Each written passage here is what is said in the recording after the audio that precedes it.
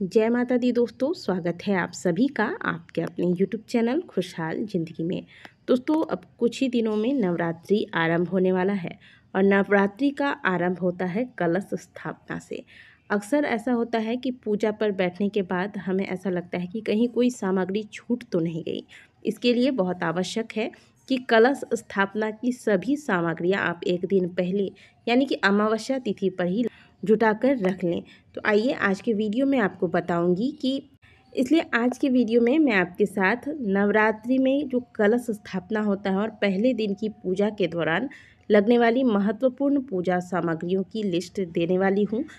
नवरात्रि के पूजन में कुछ ऐसी सामग्रियाँ हैं जिनके बिना आपकी पूजा अधूरी होती है, इसलिए इन सामग्रियों को आप एक दिन पहले ही जुटा कर रख लें। प्रत्येक वर्ष के समान इस वर्ष भी शारदीय नवरात्रि का आरंभ अश्विन मास के शुक्ल पक्ष की प्रतिपदा तिथि से होगा, जो कि इस बार 3 अक्टूबर दिन गुरुवार को प्राप्त हो रहा है। इस दिन कलश स्थापना किया जाएगा और कलश स्थापना में लगने वाली महत्वपूर्ण सामग्रियां कुछ इस प्रकार से है। कलश स्थापना से पहले माता को विराजमान कराया जाता है, तो इसके लिए आपको एक चौकी लेना होगा। इस चौकी पर बिछाने के लिए लाल रंग का वस्त्र लेंगे जो कि नया होना चाहिए। शारदीय नवरात्रि में प्रयास करें कि जो भी सामग्रियां आप प्रयोग कर रहे हैं वो सभी नया हो। यदि आपके पास पहले से माता की मूर्ति या फोटो है तो आप उसी में पूजा करेंगे, लेकिन यदि आपकी फ़ोटो है या फिर मूर्ति है जो खंडित हो गई है, फ़ोटो का जो फ्रेम है वो टूट गया है, तो इसे पहले ठीक करा लें, या फिर आप अमावस्या तिथि पर माता की नई फ़ोटो लेकर आ सकते हैं। माता को चढ़ाने के लिए लाल रंग की चुनरी ले लेंगे। एक पुष्प की माला आपको खुद से बनाकर हो सके तो तैयार करें, नहीं तो आप बाज़ार से भी खरीद कर ला सकते हैं। कलश स्थापना के लिए आपको कलश लेना है। आप मिट्टी का कलश भी ले सकते हैं या फिर आप धातु का यानी कि तांबे या पीतल का भी कलश ले सकते हैं। मिट्टी का कलश अगर आप ले रहे हैं तो इसे एक दिन पहले इसमें पानी भरकर चेक कर ले कि कहीं इसमें से जल का रिसाव तो नहीं हो रहा है। नहीं तो कलश स्थापना के बाद यदि इसमें से जल निकलता है तो यह शुभ नहीं माना गया है और आपका पूजन जो है वह कहीं ना कहीं खंडित हो जाता है। कलश पर रखने के लिए आप एक ढक्कन लीजिएगा। अगर मिट्टी का कलश है तो मिट्टी का ढक्कन भी आपको मिल जाएगा बाजार से ही, नहीं तो आप धातु का भी प्रयोग कर सकते हैं। कलश के कंठ पर बांधने के लिए आपको कलावे की आवश्यकता होगी। कलश में जो जल डाला जाता है, इस जल में आपको गंगा जल मिलाना है, तो गंगा जल भी रख लीजिएगा साथ में। कलश के अंदर एक गोल सुपारी, लौंग, इलायची, एक हल्दी की गांठ और साथ में एक पान का पत्ता और एक सिक्का डालना है। पंच पल्लव यानी कि आम के पत्ते आपको रखने हैं। ये आप 5 या 7 की संख्या में रख सकते हैं, क्योंकि आप 9 दिनों के लिए कलश स्थापना कर रहे हैं। तो अगर आप केवल पत्ते डालते हैं तो हो सकता है 9 दिनों में यह पत्ता सूख जाए, इसीलिए आप डंडी सहित पंच पल्लव का प्रयोग करें। यानी कि जो आप 5 पत्ते या 7 पत्ते लेते हैं, इन्हें डंडी में रहने दें, इन्हें तोड़ कर अलग ना करें। इसके साथ ही आप कलश में इसका प्रयोग कीजिएगा, तो इससे पत्ता जो है कलश का पल्लव वह हरा रहेगा, सूखेगा नहीं। इसके अलावा कुमकुम और हल्दी आपको चाहिए होगा कलश पर स्वस्तिक का निर्माण करने के लिए।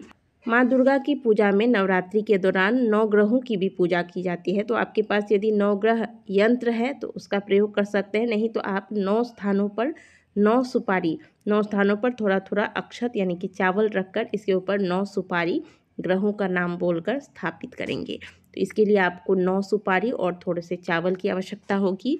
भगवान गणेश की स्थापना करने के लिए आपको एक सुपारी की आवश्यकता होगी, जिसमें कलावा लपेटकर हम भगवान गणेश की स्थापना करेंगे। यदि आपके पास मूर्ति है तो आप मूर्ति में भी पूजा कर सकते हैं, फिर आपको अलग से सुपारी में भगवान गणेश की स्थापना करने की आवश्यकता नहीं होती है। जवारे बोए जाते हैं नवरात्रि के दौरान, तो एक रात पहले ही यानी कि अमावस्या वाले दिन ही आप जवारे भिगो के रख दें। इससे क्या होगा कि जो खराब वाले जवारे होते हैं वह निकल के पानी में ऊपर आ जाएंगे। इसे आप छान कर निकाल लीजिएगा।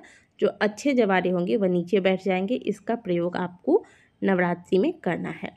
और इसके लिए आपको एक मिट्टी का बर्तन ले लेना है। एक मिट्टी का प्लेट आता है बाज़ार में, वो ले लीजिएगा। इसमें मिट्टी भर लीजिएगा। मिट्टी को एक दिन पहले छान कर रख लीजिएगा, इसमें कंकर वगैरह ना हो, तो साफ़ जगह से मिट्टी ले लीजिएगा। इसी में आपको जवारे बोने हैं।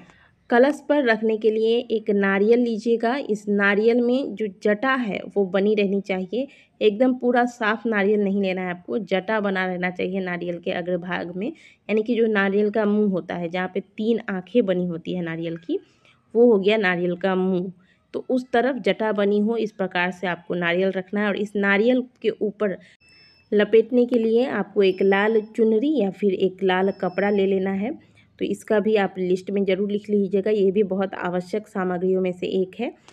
और क्योंकि पहले दिन की पूजा है तो माता को अर्पित करने के लिए आज के दिन आप कुछ ना कुछ सुहाग की सामग्रियां कम से कम में ज़रूर रखिएगा। कम से कम में कहने का मतलब है कि जो मुख्य सामग्रियां हैं जैसे सिंदूर, आल, बिंदी, चूड़ी, मेहंदी, इस प्रकार से कम 5 सुहाग की सामग्रियां, अब आप चाहें तो उससे भी ज़्यादा दे सकते हैं माता को।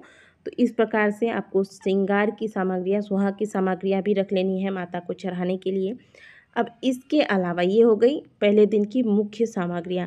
इसके अलावा माता के पूजा में आपको अक्षत, पुष्प, पान, सुपारी, लौंग, इलायची, बतासा, सिंदूर, रोली मोली, सुगंधित धूप, बेलपत्र, गुलहर के फूल, जो लाल वाले गुलहर के फूल होते हैं उसकी व्यवस्था करके रखिएगा।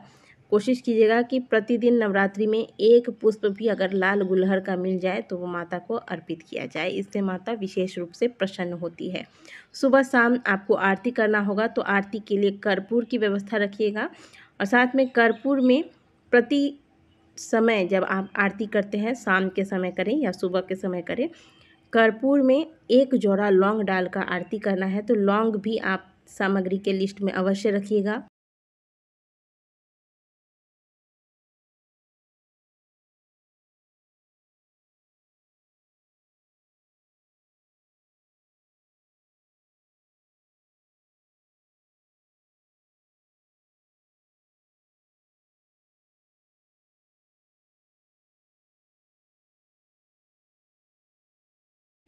माता को भोग अर्पित करने के लिए जैसे कि पहले दिन की पूजा में माता को घी का भोग लगाया जाता है तो आप घी की व्यवस्था रखिए। इसके अलावा आप 5 प्रकार के फल, क्योंकि पहले दिन की पूजा है, 5 प्रकार के फल, मेवे, मिठाई इत्यादि अवश्य रखिएगा पूजा में। अखंड ज्योत के लिए आप मिट्टी का एक बड़ा सा दीपक ले लें, या इसके अलावा भी आप अगर मिट्टी का दीपक नहीं ले रहे हैं तो आप धातु का भी दीपक ले सकते हैं। साथ में माता का जो ज्योत जलाएंगे आप, तो ज्योत जलाने के लिए आप घी या तेल की व्यवस्था रखें।